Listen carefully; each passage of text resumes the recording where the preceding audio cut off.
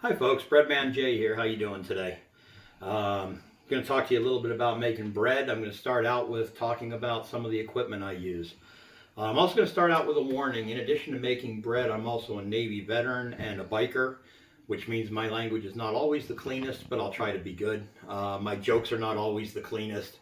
I'll try to be good, but hey, hopefully we'll have fun either way.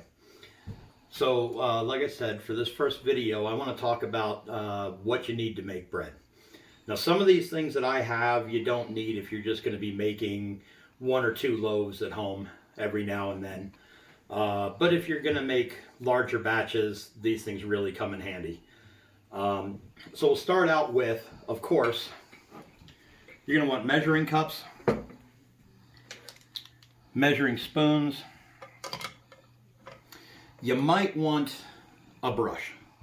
What the brush would be for is if you want to brush some melted butter or some oil on top of your loaves before putting them in baking, into the oven to bake. Sorry, it's not a necessary step, but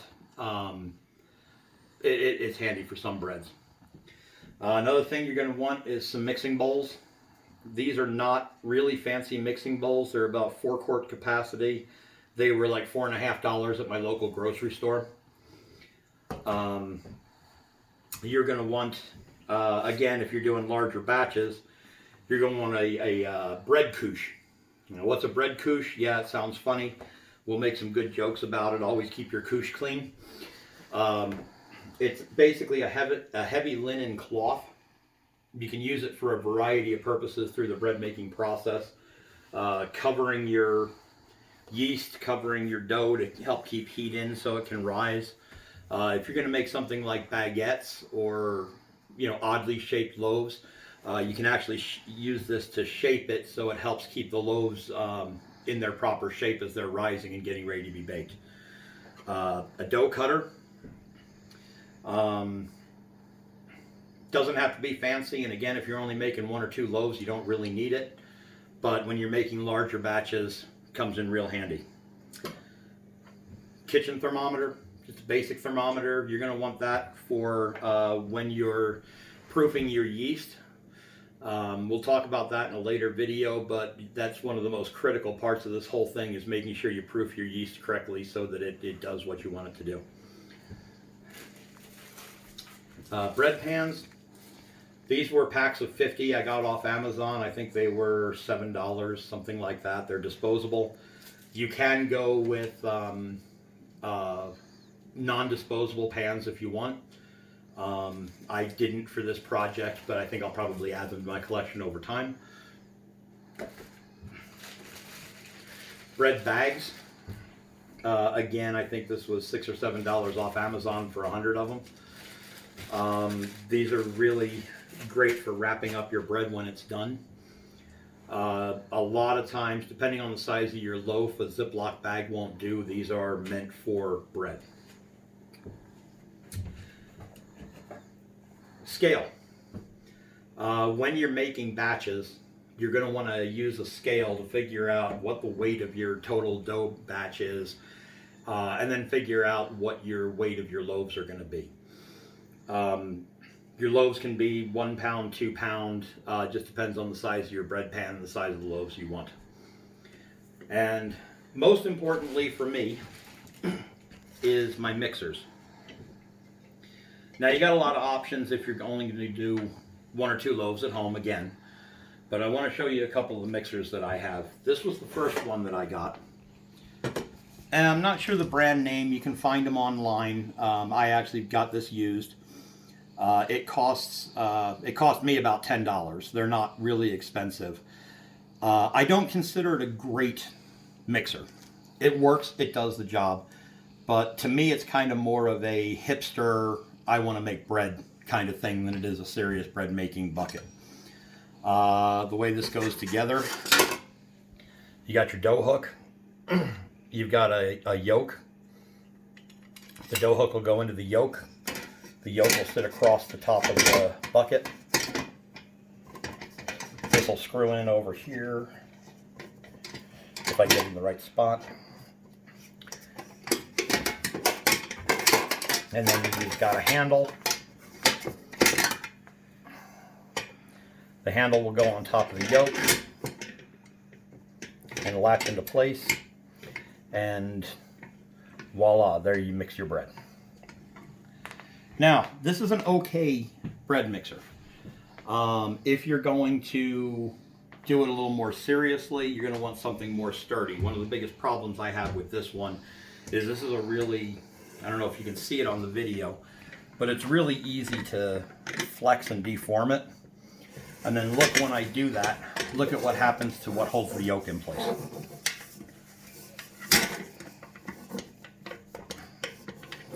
So that can be a problem. Now, my real pride and joy. This is an antique bread bucket from 1904.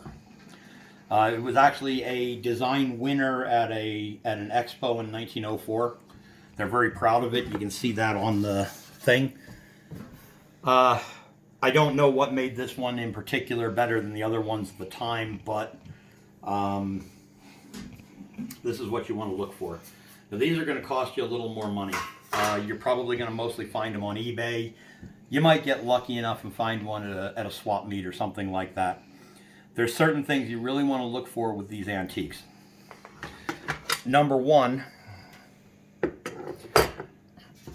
you want to make sure you check the condition of the inside.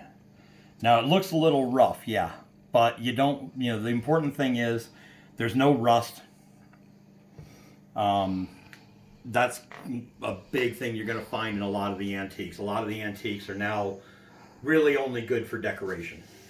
So there's a lot of things that are really nice about this one. And we'll start out with this. I should have moved my trash can.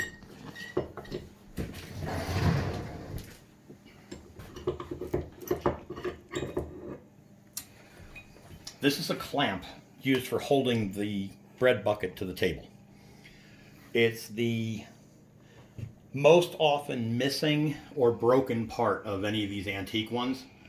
It's not strictly necessary. I mean, you can make bread without it, but this is so great because you just put it on the counter or table or chair, slide the bucket onto it,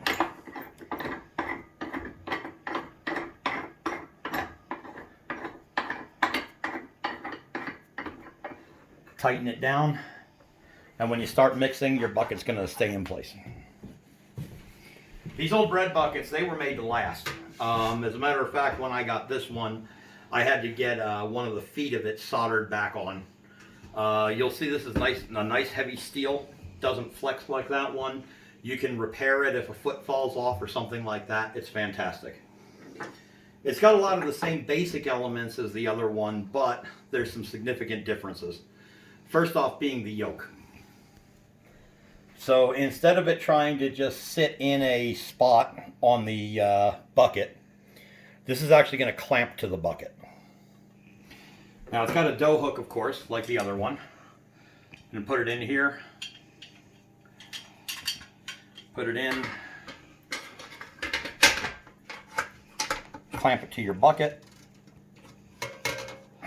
That's not going anywhere. Put your handle on it. Again, latch it in. There you go. Another nice thing that you don't find on the new ones is a lid. This comes in real handy. You'll see in a later video when I actually start making the bread. When you want to rise, you just put this bad boy over the top of it.